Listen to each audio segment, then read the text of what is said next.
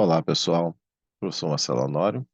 Vamos agora corrigir a questão número 46 da prova promovida pela Secretaria de Estado de Educação de Minas Gerais para o cargo de professor de Química.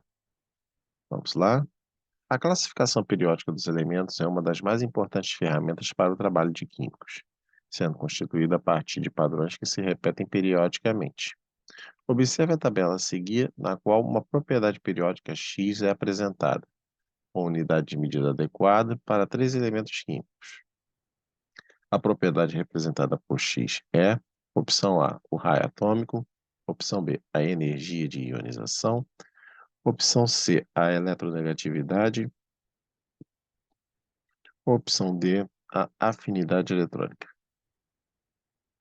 Então, agora a gente vai proceder à análise dos dados, né? A gente pode observar aqui, com o auxílio da tabela, a gente tem o seguinte: você tem aqui o número atômico do sódio, 11, do potássio, 19, do rubídio, salvo engano, 38. Vou confirmar na tabela, mas a princípio é isso. Todos eles são metais alcalinos e eles estão tendo a seguinte característica, né? O número atômico ele está aumentando e aqui nessa propriedade também os valores da propriedade X também estão aumentando. Então, se a gente for representar a tabela periódica aqui, né, eu tenho que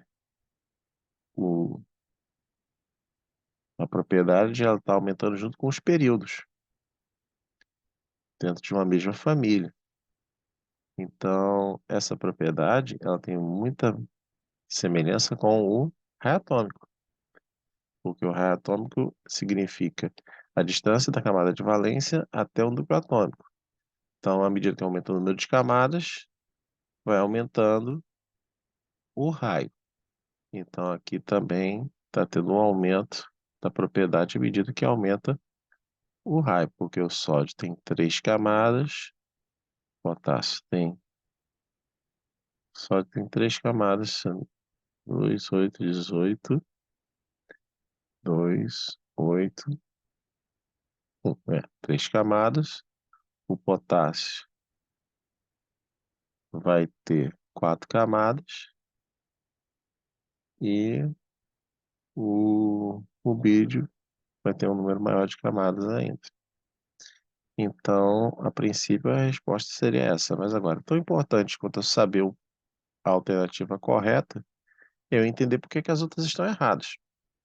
Então, considerando aqui, energia de ionização. A energia de ionização é a energia necessária para eu arrancar um elétron da camada de valência. E essa energia, ela aumenta de baixo para cima, porque quanto mais próximo do núcleo o elétron estiver, mais energia preciso para retirá-lo da influência do núcleo.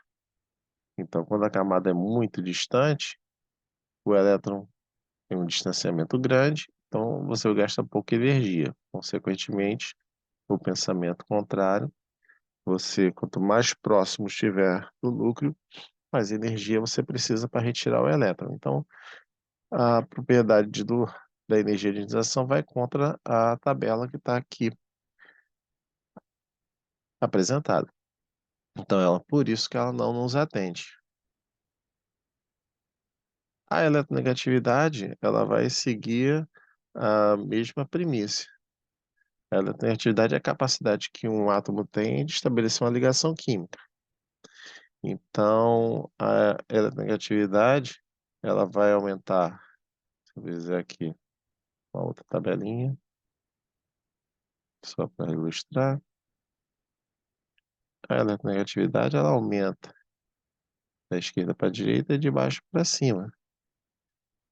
Porque você está tendo aqui a influência de dois fatores, o raio atômico e o potencial de ionização. Tanto é que o elemento mais eletronegativo é o flúor. Ele tem um dos menores raios atômicos e uma das maiores energias de ionização. Então, como aumenta de baixo para cima também, isso significa que vai contra os dados apresentados aqui na tabela. Então, também não nos atende. Por fim, a afinidade eletrônica também não vai nos atender. Por quê? Porque o que que é afinidade eletrônica? Eu tenho um ânion e ele tem uma capacidade de liberar energia quando você absorve, pega um elétron. Então, como eu estou lidando com metais, isso é uma coisa difícil de ser medida, mas também vai seguir o mesmo preceito de ser aumentado de baixo para cima. Então, em todas as alternativas, os dados vão contra as propriedades da energianização, da eletroafinidade e da afinidade, da eletronegatividade e da afinidade eletrônica, sendo apenas o raio atômico a condição, a propriedade periódica que atende aqui a tabela. E é isso, pessoal. Vejo vocês no próximo vídeo.